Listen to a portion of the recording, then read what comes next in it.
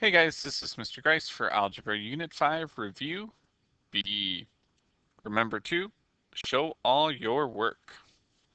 So let's take a look at question number 1. It says to solve the system by graphing.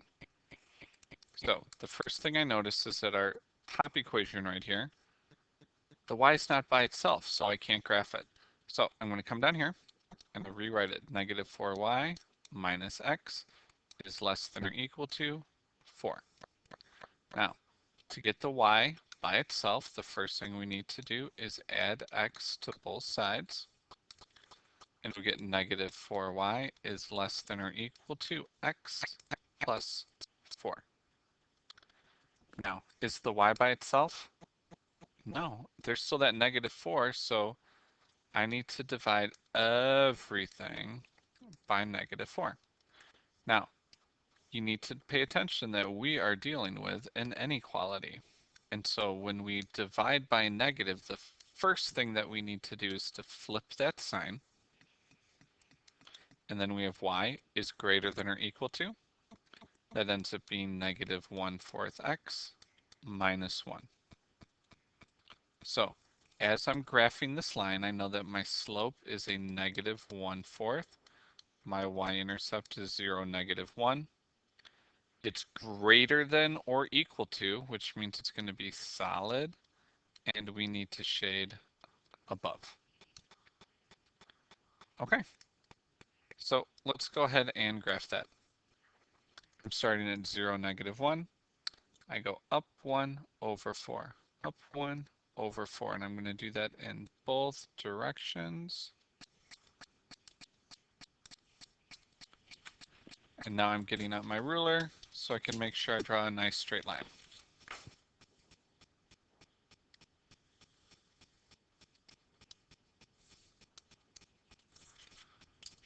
Okay, now our second line, the y is already by itself.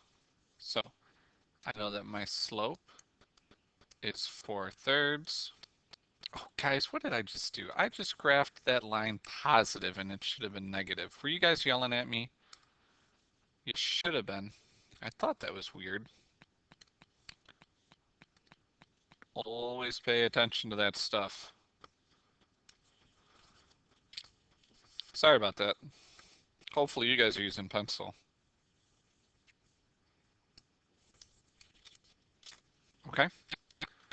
Woo. All right. Anyways, for the red line, we start at our slope is 4/3. Our y-intercept is 0, 2. And then it's going to be open or dashed. And then we need to shade below. So for this one, I'm going to do open points. I start at 0, 2, and I go up 4, right 3. Up 4, 1, 2, 3, 4, 1, 2, 3. And we're going to go in both directions.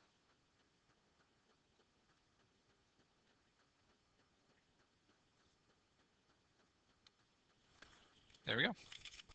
Now I'm going to line this up, and this is where we need to make sure that we have dashed lines.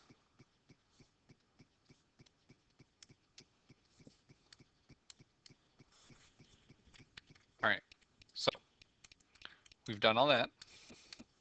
We're going to label them 1, 2, 3, and 4. Now our blue line, I need to be above the blue line so we can erase 4 and 3. And then I need to be below the red line, which means we can cross out 1. So our final answer is going to be the second section right here. Okay. Now, if you go into your calculators and go into the graphing right here, this is the y equals. I've already typed in my equations, and when you go to graph, you can see the part where the two parts are shaded together. I'm trying to go over with my eraser right now. or the pointer, that's our answer. And if you look at our part, that's the area that we shaded. Okay? Remember, use the technology to help you out. All right, number 2. Same thing. Now we're graphing again, but if you look at our first equation, the y is not by itself. It's not in slope-intercept. So we subtract the x to both sides. We get 3y equals negative x minus 9, and then divide by 3. And we get y equals negative 1/3 x minus 3. So our slope is a negative 1/3, and our y-intercept is 0, negative 3. So at 0, negative 3 I start, and we go down 1 over 3, down 1 over 3, down 1 over 3. And I'm going to do that in both directions because I don't know where the lines are going to intersect. Okay. Did I get my slope right this time? I hope so.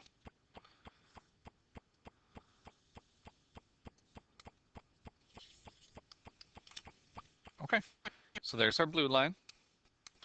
Now let's work on our red line. Thankfully, the y is already by itself. It's in slope-intercept, so I'm just going to look at my slope at negative 1/3, and then our y-intercept at 0, 2. So at 0, 2 I start. I go down 1 over 3. Down 1. Oh, wait a second. Are these lines going to touch? No. Okay, when the lines don't intersect, what are they called? Yeah, these are parallel lines, which means, yeah, there is no solution. Okay, parallel lines have the same slope, but they have different y-intercepts. Okay, and guys, you can do the same thing for your calculators. You can type in those equations and double check to make sure you got it right. Okay? All right, next section says to solve each equation by either using substitution or elimination. So let's take a look. For number 3, I notice that my x's and my y's are all lined up. Okay, so I'm going to do substitution. The only thing I notice is that, what do 9 and 6 have in common? Well, I can't remember, so what I'm going to do is I'm going to count by 6's, and I'm going to count by 6 and count by 9. So go 9, 18, 27, 36. 6, 12, 18, 20. Wait, what was that last one? 18. Sweet. They both have 18 in common. So I'm going to cancel the x's because one's positive and one's negative. So for 9 to get to 18, I need to multiply by 2. And for 6 to get to 18, I need to multiply by 3. All right, let's go ahead and multiply by 2. We get 18x plus 18y equals 18.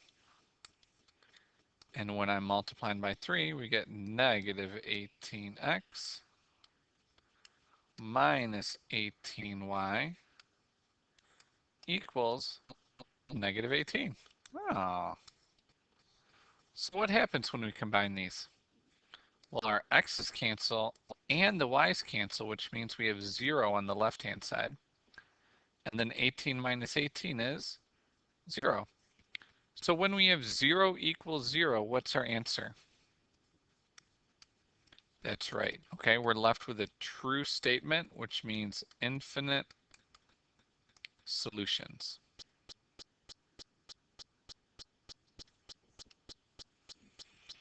Okay, number 4. Do you want to do substitution or elimination? Well, the first thing that I notice is that the y is by itself. So when the y is by itself, I put parentheses around what it equals, and that's where I'm going to plug in. So we're going to do substitution. So I have negative 6x times 5 in parentheses, and there's my 5, and I'm going to plug in the 3x minus 8. Okay? So the first thing we have to do is to distribute. We get negative 6x plus 15x minus 40 equals 5. Okay, so we combine our like terms. Negative 6 plus 15 gives us 9x minus 40 equals 5. And now we're using SADMAP, the reverse order of operations. So I'm going to add 40 to both sides. We get 9x equals 45. And to get the x by itself, we divide by 9. So x equals 5. Now remember, I want an ordered pair, and all we got was 5, and that's just the x. So to find out what y is, we're going to plug in to that top equation. You can plug into either one, but we're going to do the top equation because it's easier. Okay, so 3 times 5 is 15, and 15 minus 8 is 7. So our final answer is 5, 7.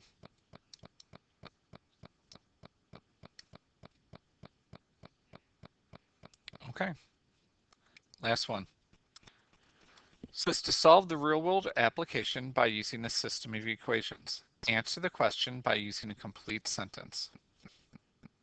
Okay, so Lori and John are selling their pies at the Italian bakery. Customers can buy either cherry or apple pies. Laura sold 6 cherry pies. Oh, this sounds interesting. So she sold 6 cherry pies and 2 apple pies for a total of $46. And John sold 12 cherry pies and 8 apple pies for a total of $136. The question is, what is the cost of 1 cherry pie and 1 apple pie? All right, so the first thing we need to do is identify our variables. They're talking about pies. So they mentioned cherry first, so cherry is going to be my x and apple is going to be my y.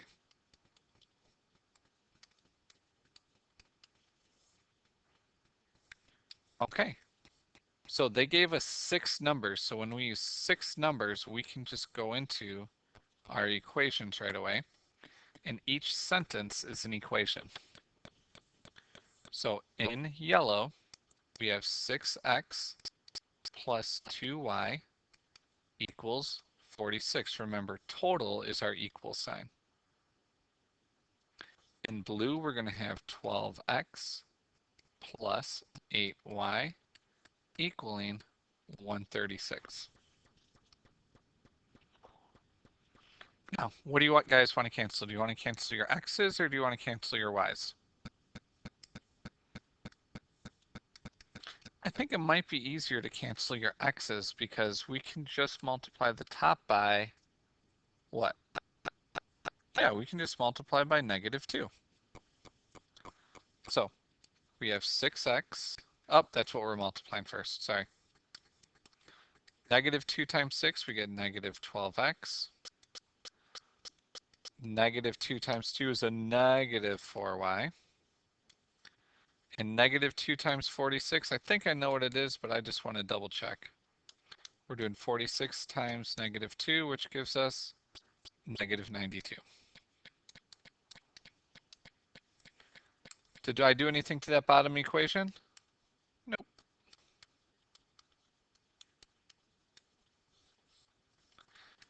Okay, and then just like we wanted to, our x's cancel out.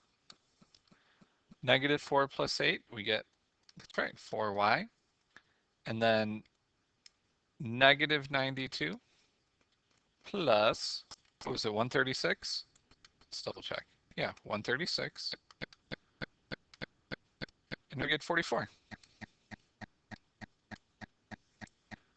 So what does y equal?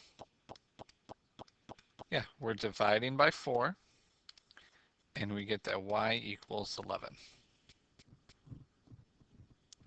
Okay, so that's our apple pie. Now we got to go back and find out the cost of cherry pie. We can use either equation. I'm just going to do the top one because the numbers are a little bit smaller.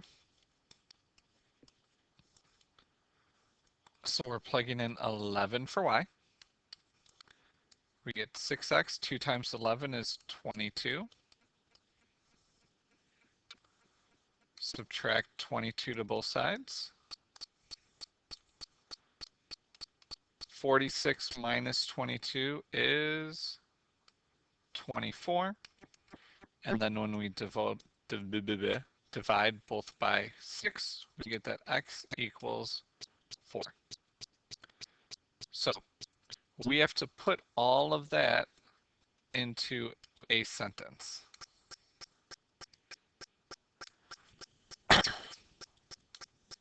All right, so what do you want to write? Well, they want to know 1 cherry pie, so 1 cherry pie, that was our x, costs how much? Good, cost $4. And the other one was an apple pie. Oop. Costs $11. There we go. That's it. All right, guys. That is it for Algebra, Unit 5, Review B. If you have any questions, your butt better be coming in for help because next is your test, okay? So if you need the assistance, please come find Ms. Carranza or myself. We would love to help you out. Otherwise, this is Mr. Grice signing off. Thanks for watching.